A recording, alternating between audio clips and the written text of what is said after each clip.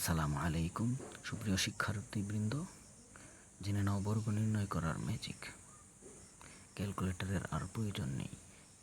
1 থেকে 100 পর্যন্ত সংখ্যাগুলোর বর্গ সহজেই নির্ণয় করতে পারবে।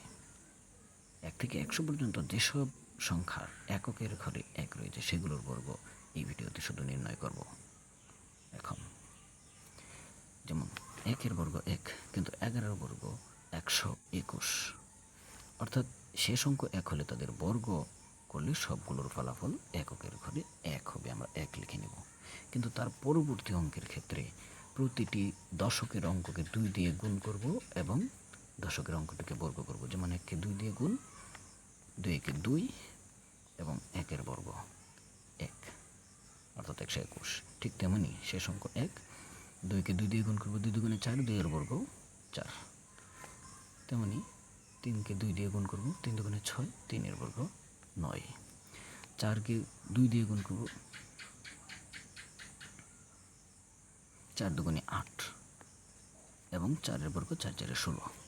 5-কে 2 দিয়ে গুণ করব, 5 দুগুণে 10, 10-এর 0 হাতের আছে 1, 5 5-এ 25 আর 1 26। 6-কে 2 দিয়ে গুণ করি, 6 দুগুণে 12, 12-এর 2 হাতের আছে 1, 6-এর বর্গ 6 6 36 আর হাতের 1 37। তেমনি 7-কে 2 দিয়ে গুণ করব, 7 দুগুণে 14 এবং 7-এর বর্গ 7 7 49 এবং হাতের 1 50।